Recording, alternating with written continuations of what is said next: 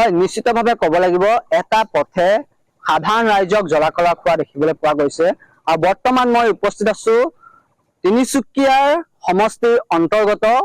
জৰিগুৰি হেঙালগুৰি দহতীয়া চুক সংলগ্ন পথত উপস্থিত আছো মোৰ সতীৰ্থ সন্তোষে দেখাব প্ৰথমে ইয়াত কেনেধৰণৰ পৰিস্থিতিৰ সমস্যাৰ সন্মুখীন হ'ব লগা হয় সাধাৰণ গঞা ৰাইজসকলে কেনেধৰণৰ পৰিস্থিতিৰ সন্মুখীন হ'বলগীয়া হয়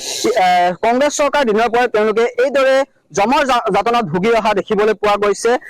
এই পথটো প্ৰায় তিনিচুকীয়া সমষ্টিৰ অন্তৰ্গত বৰগুৰি হয় হেঙালগুৰি হয় জৰিগুৰি হয় দহতীয়া চুক সংলগ্ন হোৱা দেখিবলৈ সংলগ্ন পথ হয় আৰু এই সংলগ্ন পথটো এতিয়াও এইদৰে জমৰ যাতনাত ভুগিছে ৰাইজে জমৰ যাতনাত ভগা দেখিবলৈ পোৱা গৈছে মোৰ সতীৰ্থ চন্দ্ৰদেশৰ এখন বাইক এজন লোক তেখেতৰ ঘৰৰ পৰা কৰ্ম অভিমুখে আহি আছে আৰু কৰ্ম অভিমুখে আহোঁতে তেওঁ এইদৰে বাইকখন চলাই পানীৰ মাজে বাইক চলাই এইদৰে অহা দেখিবলৈ পোৱা গৈছে আৰু আমি পোনে পোনে তেখেতৰ পৰা জানিবলৈ চেষ্টা কৰিম এই সমস্যাটো কিমান দিনৰ পৰা হৈ আছে আৰু তেওঁলোকে কেনেধৰণৰ চৰকাৰ আবেদন জনাইছে কি ক'ব এই ক্ষেত্ৰত আপুনি এইদৰে পানীৰ মাজে বাইক চলাই আহিব লগা হৈছে আৰু এই সমস্যাটো কিমান দিনৰ পৰা হৈ আছে এই সমস্যাটো বহু বছৰে হৈ গ'ল আমি 2008 চনৰ পৰা আমি ইয়াত ঘৰ বনাইছোঁ ঘৰ বনোৱাৰ পৰা 2008 চনৰ পৰা আমি এনেকুৱাই ভুগি আছোঁ ইয়াতো আমাৰ আজি এই সময়ত কমেই হৈ আছে ইয়াতকৈ বহুত বেছি হ'ব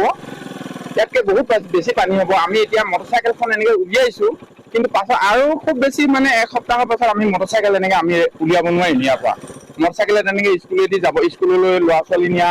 আমি কাম বনলৈ যাওঁ কামত যোৱা কিবা কৰিবলৈ যোৱা সি বহুত অসুবিধা হয় আৰু গৰু ছাগলী বান্ধিবলৈ অসুবিধা হয় বাৰীত মানে একো শাক পাচলি বা একো খেতি বাতি কিবা একো কৰিব নোৱাৰা অৱস্থা হয় আমাৰ বিশেষকৈ ৰাস্তাটো কাৰণে এই ৰাস্তাটো হ'লে যদি ইয়াৰ ৰাস্তাটো হয় ৰাস্তাটোৰ কাষত এটা যদি ড্ৰেইন হয় তেতিয়াহে এইবোৰ সমস্যাৰ সমাধান হ'ব আৰু সেই আগত যিটো বাইপাছ বনাইছে বাইপাছৰ কাষত ইয়াৰ পৰা যিটো পানী ওলাই যাব লাগে সেই পানীখিনি ওলাই যোৱা ব্যৱস্থাটো নাই সেইটো বন্ধ কৰি ৰাখিছে কিছুমান ব্যক্তিগত ভাৱেও বন্ধ কৰি ৰাখিছে দলংখন বনোৱা সেইটো হেৰিটো হেৰি কৰি ৰাখিছে বন্ধ কৰি ৰাখিছে আমি বাৰে বাৰে কৈ আছো ৰাস্তাৰ কাৰণে আমি বহুত বাৰ আবেদন কৰিছোঁ MLA আছিলে এটা সময়ত কংগ্ৰেছ চৰকাৰ আছিলে কংগ্ৰেছ চৰকাৰ সময়ত ৰাজু চাহু আছিলে ৰাজু চাহু সময়ত আমি দিছিলোঁগৈ তাতো আবেদন কৰিছোঁ তাৰপিছতে এইটো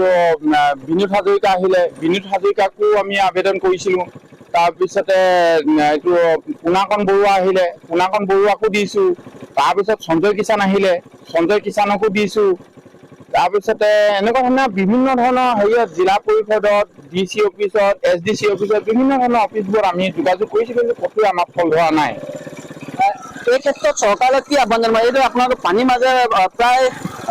কংগ্ৰেছ চৰকাৰ দিনৰ পৰা এনেদৰে অহা যোৱা কৰিব লগা হৈছে আবেদন নিবেদন কৰি আছে এই ক্ষেত্ৰত চৰকাৰে কোনো পদক্ষেপ লোৱা নাই এই ক্ষেত্ৰত চৰকাৰ কি জনাব চৰকাৰক কি জনাম আৰু চৰকাৰে মানে আমাক দেখি আছে আমি এইবাৰে নহয় বাৰে বাৰে আমি কৰি থকা হৈছে চৰকাৰক আমি আবেদন কৰিছোঁ আমি ৰাস্তাটো অন্ততঃ আমাৰ ল'ৰা ছোৱালীখিনিক বিশেষকৈ আমাৰ স্কুললৈ যোৱা যিবোৰ ল'ৰা ছোৱালী আছে আৰু বেমাৰ আজাৰ হয় বেমাৰ আজাৰৰ কাৰণে আমাৰ অসুবিধা হয় বেমাৰ আজাৰ মোৰ এটা সময়ত যোৱা বছৰ মোৰ বেমাৰ হৈছিলে সেই বেমাৰ সময়ত মোক ইয়াৰ পৰা ভাৰ বান্ধি সেই তালৈকে গাড়ীত উঠাই নিব লগা হৈছে ভাৰ বান্ধি দাঙি নিব লগা হৈছে এনেকুৱা এটা অৱস্থা হয় সেইটো কাৰণে মানে বিভিন্ন ধৰণৰ সেই সমস্যাবোৰ পৰা সমাধান হ'বৰ কাৰণে আমাৰ ৰাস্তাটো যাতে ব্যৱস্থা কৰি দিয়ে হয় নিশ্চিতভাৱে ক'ব লাগিব স্কুললৈ বুলি ওলাইছো ছোৱালীজনী গানৰ স্কুললৈ যায় গানৰ স্কুললৈ বুলি ওলাই আছো আজি এনেকে স্কুললৈ ওলাইছো গাৰ্জেন নহ'লে স্কুল যাব নোৱাৰে এনেকুৱা অৱস্থা হয় নিশ্চিতভাৱে এইদৰে মোৰ সতীৰ্থ সন্তোষে দেখাইছে এইদৰে জমৰ যাতনাত ভুগিছে সাধাৰণ জনতা তেওঁলোকে কংগ্ৰেছ চৰকাৰ দিনৰ পৰা আবেদন নিবেদন কৰি আহিছিলে আৰু আবেদন নিবেদন কৰাৰ পিছতো আজি পৰ্যন্ত যিহেতু বিজেপি চৰকাৰ উন্নয়নৰ যি ঢাক ঢোল বজাই আছে যে উন্নয়নৰ ঢাক ঢোল বজোৱা আজি পৰ্যন্ত তেওঁলোকৰ এই সমস্যা হৈ ৰৈছে সমাধানৰ কোনো সূত্ৰ দেখা নাই তেওঁলোকে কংগ্ৰেছ চৰকাৰ যি বিধায়ক আছিলে এই সমষ্টিৰ বিধায়ক আছিলে ৰাজু চাহু পূৰ্বে চাবুৱা সমষ্টি আছিলে চাবুৱা সমষ্টিৰ বিধায়ক ৰাজু চাহু আছিলে কংগ্ৰেছৰ তাৰপিছত আহিলে বিনোদ হাজৰিকা আহিলে, বিনোদ হাজৰিকাৰ দিনত তেখেতে আবেদন নিবেদন কৰিছিলে। তাৰপিছত পুনাকণ বৰুৱা আহিছিলে, পুনাকণ বৰুৱাৰ পিছত সময়তো তেখেতে আবেদন নিবেদন কৰিছে, আৰু তেওঁলোকে আবেদন নিবেদন কৰাৰ পিছতো অৱশেষত তিনিচুকীয়া সমষ্টি যেতিয়া অন্তৰ্ভুক্ত হৈছে, তিনিচুকীয়া সমষ্টি অন্তৰ্ভুক্ত হোৱাৰ সময়ত সঞ্জয় কিষাণ তেওঁলোকে আবেদন নিবেদন কৰিছিলে। সঞ্জয় কিষাণে তেওঁলোকক যি প্ৰতিশ্ৰুতি দিছিলে, সেই প্ৰতিশ্ৰুতি তেখেতে পূৰণো কৰিছে। তেখেতে ৰাস্তাৰ ক্ষেত্ৰত আধাৰশিলা স্থাপন কৰিছে, কিন্তু এই ক্ষেত্ৰত কিছু হেমাহি চৰকাৰী বিষয়াসকলে আধাৰশিলা কৰাৰ পিছত চৰকাৰী বিষয়াসকলে কিছু হেমাহি কৰা দেখা পৰিলক্ষিত হৈছে, যাৰ ফলত এইদৰে সাধাৰণ জনতা এইদৰে পানীৰ মাজেৰে অহা যোৱা কৰিব লগা হৈছে। বাৰিষা কালত, যিহেতু বাৰিষা কাল সমাগত হৈছে, বাৰিষা কালত এইদৰে তেওঁলোকে অহা যোৱা কৰা পৰিলক্ষিত। যদি বেমাৰ ভুগিব লগা হয়, বেমাৰ ক্ষেত্ৰত তেওঁলোকক ভাৰ কান্ধত তুলি লৈ ৰাস্তা মূল দাঁতিলৈ লৈ যোৱা